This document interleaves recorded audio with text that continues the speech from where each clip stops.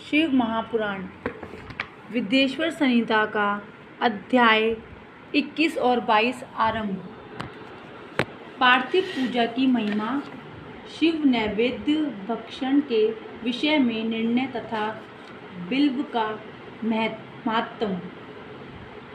सूत जी बोले, महर्षियों, पार्थिव लिंगों की पूजा कोटि कोटि यज्ञों का फल देने वाली है। कलयुग में लोगों के लिए शिवलिंग पूजा जैसा श्रेष्ठ दिखाई देता है, वैसा दूसरा कोई साधन नहीं है। यह समस्त शास्त्रों का निश्चित सिद्धांत है। शिवलिंग भोग और मोक्ष देने वाला है। लिंग 3 प्रकार के कहे गए हैं, उत्तम, मध्यम और अधम। जो 4 अंगुल ऊंचा और देखने में सुंदर हो तथा वेदी से युक्त हो, उस शिवलिंग को शास्त्रज्ञ महर्षियों ने उत्तम कहा है। उससे आधा मध्यम और उससे आधा अधम माना गया है। इस प्रकार 3 प्रकार के शिवलिंग कहे गए हैं, जो उत्तरोत्तर श्रेष्ठ हैं। ब्राह्मण, क्षत्रिय, वैश्य, शूद्र अथवा विलोम शंकर कोई भी क्यों ना हो, वह अपने अधिकार के अनुसार वैदिक अथवा तांत्रिक मंत्र से सदा आदरपूर्वक शिवलिंग की पूजा करे। ब्राह्मणों, महर्षियों, अधिक कहने से क्या लाभ? शिवलिंग का पूजन करने में स्त्रियों का तथा अन्य सब लोगों का भी अधिकार है। द्विजों के लिए वैदिक पद्धति से ही शिवलिंग की पूजा करना श्रेष्ठ है, परंतु अन्य लोगों के लिए वैदिक मार्ग से पूजा करने की सम्मति नहीं है। वेदज्ञ द्विजों को वैदिक मार्ग से ही पूजन करना चाहिए, अन्य मार्ग से नहीं। यह भगवान शिव का कथन है। दधीचि और गौतम आदि के शाप से जिनका चित्त दग्ध हो गया है, उन द्विजों की वैदिक कर्म में श्रद्धा नहीं होती। जो मनुष्य वेदों तथा स्मृतियों में कहे हुए सत्कर्मों की अवहेलना करके दूसरे कर्म को करने लगता है, उसका मनोरथ कभी सफल नहीं होता। इस प्रकार विधि पूर्वक भगवान शंकर का नैवेद्यांत पूजन करके उनकी त्रिभुवनमयी 8 मूर्तियों का भी वही पूजा करें। पृथ्वी, जल, अग्नि, वायु, आकाश, सूर्य, चंद्रमा तथा यजमान, ये भगवान शंकर की 8 मूर्तियाँ कही गई हैं। इन मूर्तियों के साथ शर्व, भव, रुद्र, उग्र, भीम, ईश्वर, महादेव तथा पशुपति, इन नामों की भी अर्चना करें। तदंतर चंदन, अक्षत और बिल्व पत्र लेकर वहाँ ईशान आदि के क्रम से भगवान शिव के परिवार का उत्तम भक्ति भाव से पूजन करें। ईशान, नंदी, चंड, महाकाल, भृंगी, वृक्ष, सकंद, कपर्दीश्वर, सोम तथा शुक्र, ये 10 शिव के परिवार हैं, जो क्रमशः ईशान आदि 10 दिशाओं में पूजनीय हैं। तत्पश्चात भगवान शिव के समक्ष वीरभद्र का और पीछे कीर्तिक मुख का पूजन करके विधि पूर्वक 11 रुद्रों की पूजा करें। इसके बाद पंचाक्षर मंत्र का जप करके शतरुद्रीय स्तोत्र का, नाना प्रकार की स्तुतियों का तथा शिव पंचांग का पाठ करें। तत्पश्चात परिक्रमा और नमस्कार करके शिवलिंग का विसर्जन करें। इस प्रकार मैंने शिव पूजन की संपूर्ण विधि का आदर पूर्वक वर्णन किया।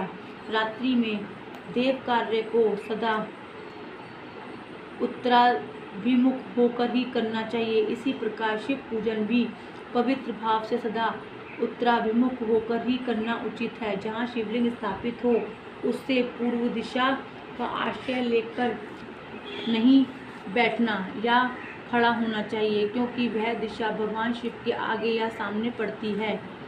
शिवलिंग से उत्तर दिशा में भी ना बैठें, क्योंकि उधर भगवान शंकर का वामांग है, जिसमें शक्ति स्वरूपा देवी उमा विराजमान है। पूजक को शिवलिंग से पश्चिम दिशा में भी नहीं बैठना चाहिए, क्योंकि वह आराध्य देव का पृष्ठभाग है। अतः अवशिष्ट दक्षिणा दिशा ही ग्राहा है, उसी का आश्रय लेना चाहिए। तात्पर्य यह है कि शिवलिंग से दक्षिण दिशा में उत्तराभिमुख होकर बैठें और पूजा करें। विद्वान पुरुष को चाहिए कि वह भस्म का त्रिपुंड लगाकर, रुद्राक्ष की माला लेकर तथा बिल्वपत्र का संग्रह करके ही भगवान शंकर की पूजा करे। इनके बिना नहीं। मुनिवरों, शिव पूजन आरंभ करते समय यदि भस्म ना मिले तो मिट्टी से भी ललाट में त्रिपुंड अवश्य कर लेना चाहिए। ऋषि बोले, मुनि, हमने पहले से यह बात सुन रखी है कि भगवान शिव का नैवेद्य नहीं ग्रहण करना चाहिए। इस विषय में शास्त्र का निर्णय क्या है, यह बताइए। साथ ही बिल्व का महात्म्य भी प्रकट कीजिए। सूत जी ने कहा, मुनियों, आप शिव संबंधी व्रत का पालन करने वाले हैं, अतः आप सबको शत धन्यवाद है।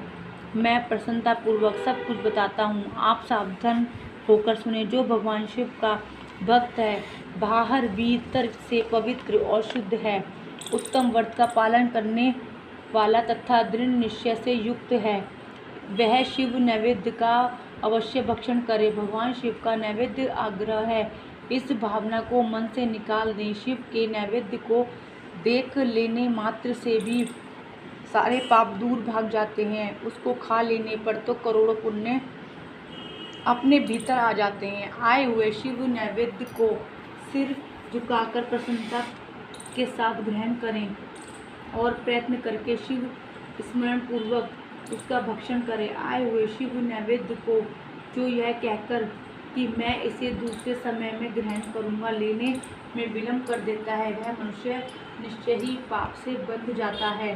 जिसने शिव की दीक्षा ली हो, उस शिव भक्त के लिए यह शिव नैवेद्य अवश्य भक्षणीय है। ऐसा कहा जाता है, शिव की दीक्षा से युक्त शिव भक्त पुरुष के लिए सभी शिवलिंगों का नैवेद्य शुभ एवं महाप्रसाद है, अतः वह उसका अवश्य भक्षण करे।